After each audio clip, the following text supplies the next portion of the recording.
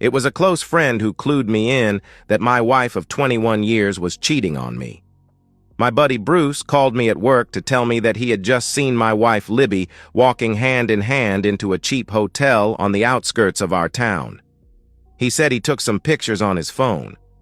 Of course, I didn't believe it at first. I figured there had to be a logical explanation for her going into the hotel room with another man in the middle of the day when she was supposed to be working. I'm TJ, by the way. I asked Bruce to send me the pictures right away. I sat there dumbfounded. There was no mistaking that it was my wife, Libby, in the pictures. That night, I asked her about her day, questioning her if she went anywhere for lunch. To my surprise, she lied, said she ate at her desk. I gave her a surprised look, asking her again, "Are you sure you didn't go out for lunch?" Libby's reaction shocked me even more. I said, "No, what? Are you questioning if I'm lying?" There was anger in her voice, no trace of guilt. The pictures along with her lie really didn't prove anything. I did what every other man who thinks his wife is cheating on him does. I went to a private investigator. They were not what I expected. Instead of the seedy, dark, smoke-filled office with an old, disgraced cop, I was ushered into a bright, modern office with two nerdy-looking young men. They impressed me with their tech-savvy and understanding of how to get to places that everyday people couldn't. While impressive, they weren't cheap. Not cheap, but very effective. In 2 weeks, I was back in their office. A folder was pushed across the table that contained a full report that contained pictures and videos. It detailed my wife's affairs with 2 different men, one with a salesman at her work, and the second with a mechanic who she met working on her car. She had been with the salesman, Dan Calhoun, for over a year, and the mechanic, Henry Chambers, for just a few months. With the evidence in hand, my next stop was a divorce attorney. Had this been a one-time thing, I might have been able to forgive her, but cheating on me for over a year was too much. There were several transcripts in the report from her liaisons with the salesman that indicated he was not her first affair. The transcripts further made it clear that Libby enjoyed her current situation and wanted it to continue. She liked having the security and stability of the life I've provided for her, but also loved being with other men. She worked, but it was my business that provided our good way of life. Our son and daughter were away at Big Ten colleges thanks to the money I made.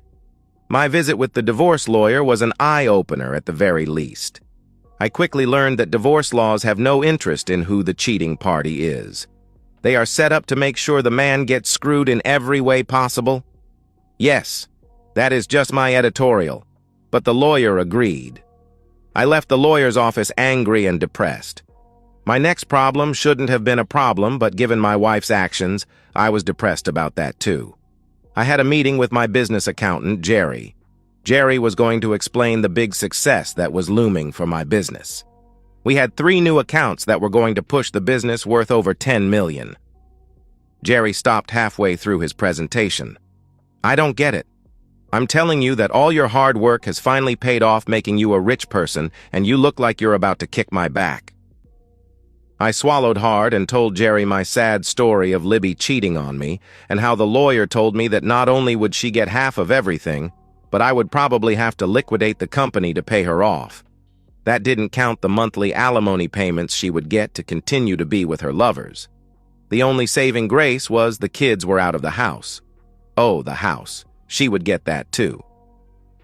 Jerry gave me his condolences and suggested we postpone our meeting until I was in a better frame of mind. Jerry packed up and went back to his office. My afternoon in the office was completely unproductive till late in the day when Jerry called. TJ, can you swing by my office on the way home? I have an idea.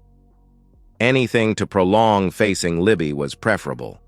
Jerry ushered me into his office and closed the door.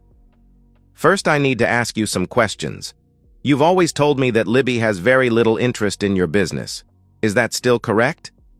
I nodded, confused about where he was going. Then I'm going to assume that she has no idea that the value of your company is about to go through the roof? That's right.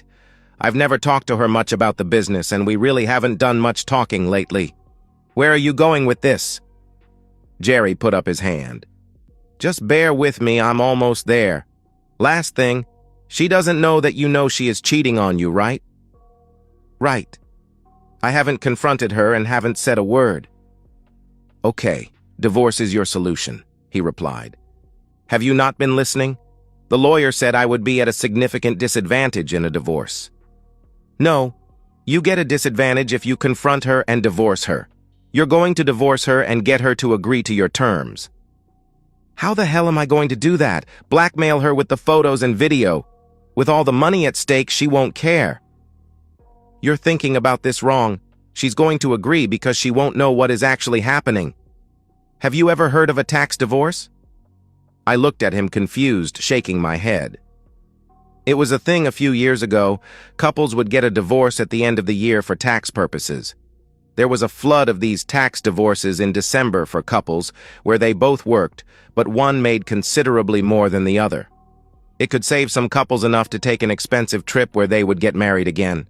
The government has closed off most of those loopholes, but I'm betting your wife doesn't know a lot about tax law. I don't know, Jerry.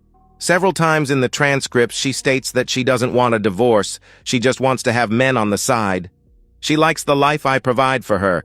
She even talked about quitting her job to have more time to fool around. That's even better. We'll use her greed against her.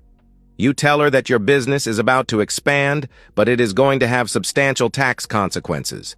You tell her you may have to take a few more out-of-town trips, but she would be able to quit her job a short time. She will see that she could have the best of all worlds for her. More time to mess around and more money. Tell her I've proposed this tax divorce with the payoff being a trip to Hawaii for the remarriage and a lot more money. Is that legal? I asked. Of course it is legal. We draw up the paperwork with fair terms, but with you keeping your business and no alimony. Let me get to work on a draft. I will get back to you in a couple of days. It will work, I promise. You must keep it under wraps that you know about her cheating. We don't want her getting suspicious of your motives. That might be the hardest part, I thought to myself. It was hard not to show my contempt for Libby. I almost lost it when she told me she was going to have to start working late on Tuesdays and Thursdays. The private investigator's report showed that she was with the mechanic on Tuesdays and the salesman on Thursdays. I was a little sarcastic, but kept my cool. A week later, Jerry had the paperwork ready. He gave me a report to give Libby that would show how much we would save. It also pointed out the details that we would have to execute to make the savings happen, like putting the house in Libby's name only. I was just glad it was Wednesday when I was going to have my talk. I didn't think I could hold it together if I knew that she had just been with one of her boyfriends. I was seated at the kitchen table with 3 folders on the table when she walked in. Honey, we need to talk. I knew those words would get her attention. The pale, shocked look on her face told me I was right. Libby looked at the folders with fear. Is there something wrong? She asked with her voice trembling. I picked up the first folder and opened it. No. This a good thing, but I want you to hear me out before you say anything. My company has been doing well, but is about to do even better. You know I have been able to provide for our family well, but always had to keep putting the bulk of the profits back into the business. We are on the verge that all paying off. The problem is the tax ramifications. Working with my accountant, he has found a way that we can save about $50,000. Libby's eyes lit up. 50,000? We don't have to do anything illegal, do we? No, he said it is perfectly legal and a lot of people do it. Okay, TJ, quit dancing around. What are you talking about? I pulled out the second folder. It's called a tax divorce. Libby gasped. Just hear me out. A lot of people do this. It rectifies the marriage penalty. In our case, the new revenue will bring a big penalty.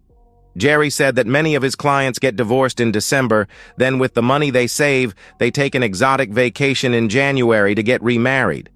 They did change some of the rules that you have to stay divorced for 6 months, otherwise it is fraud. Jerry threw that in just in case she Googled tax divorce, because that was a new stipulation by the government. Libby had a shocked look on her face. I had to go into damage control now. We would only be divorced on paper. Jerry did say that we might have to stay divorced the entire year to receive the tax benefits the second year, which could be substantial. I'm going to have to work a few more hours and take a few more trips, but it is going to pay off for the company and us. You could probably even quit your job. There are a few details we would have to work out. I could see the wheels turning in her head. I knew exactly what she was thinking. More money and more time for her to be with her boyfriends. "What is in the details?" she asked. "We actually have to get divorced." I picked up the third folder. "We will have to do a split of our assets. I will do a quick claim deed to you for the house and then split our bank accounts. I will switch all the utilities into your name but have the payments come out of my account. Nothing will change, but we will have more money." Libby had a strange look on her face and then started to talk. I quickly stopped her by taking a poke at her. "Look, I know how much our marriage means to you. We don't have to do this. We can just pay the extra in taxes." I knew I had her at that point. "No, I think it's a good idea. I don't like the idea of us getting divorced, but if it is just on paper, it will be worth it." I tried hard to suppress my smirk. "I don't want to rush you on this decision, but Jerry said we have to move fast to make this work. We must sign the petition and these authorizations, and he will do the rest. Jerry said you need to read through it before you sign it. I do have a trip starting this Friday and going through the weekend." I knew that would seal the deal for my loving, cheating wife. Libby picked up the folder with the petition. "I think it is a good idea. I will read this over and sign it so you can get your accountant on it." Libby signed the paperwork before I took the trip that I told her about. There was no business trip, but I needed time to get everything ready and to see if she fell right in with her boyfriends. I had installed hidden cameras in the house to record her activities. True to her nature, the mechanic was with her on my bed an hour after I left. The divorce went through just as planned, with little changing in our life, other than a complete end to our intimate life. Libby asked about it a couple of times, but I always blamed it on the stress of the job and the new accounts. She didn't push it as she was getting all she needed from her two boyfriends. I was keeping tabs on Libby and her activities in our bedroom. Not that I wanted to see her with other men. I had become immune to that. I needed to know if she had figured out my plan. The divorce became final when the judge signed the decree a week after we filed it, but there were limits on when it could be modified and why. Jerry said we needed to wait 180 days before doing anything permanent. As we approached the 180-day mark of the divorce, I wanted out. I sat down with Jerry to determine the best exit plan. Yes, I wanted out, but I wanted to humiliate her on the way out. I wanted her adultery exposed in the most public way. "Look, TJ, if you let on that you knew about her infidelity before the divorce, she might be able to convince a judge that the tax divorce was just a sham to keep your money away from her," Jerry said. "But she is the cheater. She needs to be punished." "You don't want to take that chance, do you? This will be easy. You catch her in bed with either one of her guys and move out. Take some pictures so she can't deny it. With that evidence alone, you say you're done with her and just don't get remarried." I jumped up. "And she gets away with cheating on me." "I wouldn't call it getting away with it. She lost all interest in your company, you don't have to pay alimony, and most of all, you're free of her."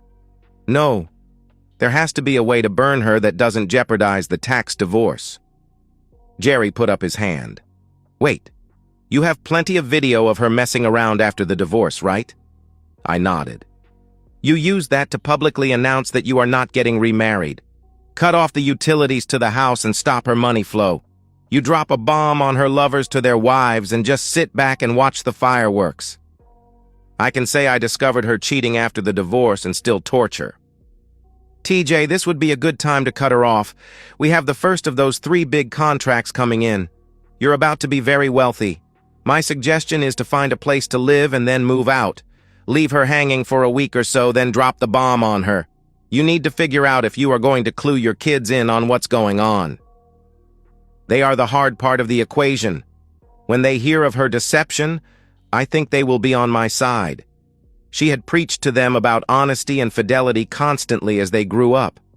She made a big deal to our daughter by ratting her out to her then-boyfriend about going to a concert with another boy. As Libby told her, dishonesty in a relationship means the death of that relationship. Jerry chuckled. Damn, what a hypocrite. I think you're right that your daughter will hate her when she finds out. One last thing. You know there is nothing paperwork-wise you need to do to cut ties with Libby. Everything's done, you're not married, and the order is final now. Quit paying her bills to the house that you don't own, and you're done. I concluded my meeting with Jerry, intent on starting my split with Libby. I had already been looking for a place to live and had a nice apartment that I was just waiting to pull the trigger on. I would be ready to move out of my former house in a week. It was important for me that I meet with both of my children before the bomb dropped. Both were living in their college towns taking summer classes. My son, Derek, was quick to jump on my side. He was very angry with what his mother had done and was doing, but agreed not to say anything to her till I moved out. Jennifer, my daughter, wasn't as quick to convince. Her problem was that she couldn't believe that her mother would do such a thing. She didn't believe that her mother would cheat on me, given all her preaching about honesty and fidelity. I hated to do it, but I came prepared. I showed my daughter enough of the evidence to prove her mother's deception. Once she saw the videos, she became very angry. Jennifer wanted to confront her mother herself. It was all I could do to convince her to keep silent till after I moved out of the house. Once back in town, the news was very good. The second contract was about to hit, and I signed the lease on my new apartment. The furniture would be delivered in 2 days. I would start dropping bombs in 2 days. The first thing would be to move out of the house. I accomplished that simply enough while Libby was at work. With the help of a rental truck and some buddies, I took everything from the house that I wanted. I took no furniture, only my keepsakes, my toys, tools, and clothes. I did remove the cameras that I placed around the house. Libby had gotten so used to me not being around that she didn't notice that I had left for several days. It was part 2 of my plan that caused her to notice that my things were gone. My second part of the plan was to bomb her lovers. The wives of both the mechanic and the salesman got untraceable emails with video files showing their husbands with Libby. I felt bad for the pain these families were going to encounter, but I didn't start this, but I would finish it. 30 minutes after I sent the emails to the wives, Libby called, leaving me a message to call her. She assumed I was still out of town. That evening, the calls became more frantic, and she realized that my clothes and other things were gone. I continued to ignore her calls and texts. Both of my children called, telling me that their mother had called in a panic wanting to know if they had heard from me. Both covered for me, saying they hadn't talked to me in some time. They each tried to get her to tell them what was going on, but she gave up no information. She wouldn't even tell them why she was looking for me. I let her wait 2 more days with no contact. Even though it was Thursday, I figured she would be home alone after the bombs I dropped on her 2 lovers. Oh my God, TJ. What are you doing knocking on the front door of your own house, and where have you been? I've been calling you for days. No, Libby. This is your house. You have sole title after our divorce. May I come in? Yes, of course, come in. What is all this nonsense you are talking about? We need to talk about when we are getting remarried. I'm tired of all this game we are playing with this fake divorce. Good. That's what I want to talk about too. Our divorce is very real and very legal. You seem to be taking full advantage of it too. There was fear in Libby's eyes, but she was acting indignant. What's that supposed to mean? I told you I'm done with this nonsense and am ready to renew our vows. I couldn't help but bust out laughing. Stop laughing. Where has all your stuff gone? Oh, you noticed. I moved out. I got tired of sleeping in the bed you have been with your lovers. Libby gasped. Please, like you said, let's stop the games. I know you've been with 2 different men on Tuesdays and Thursdays, and when I'm out of town. I guess we're not legally married, so technically you aren't cheating on me. But as a result of your activities, I have reconsidered my decision to renew our marital vows. I think it is best we stay divorced. That is why I have moved out. Shock and anger filled Libby's face. What? No. That's not how this is going to work. We are married.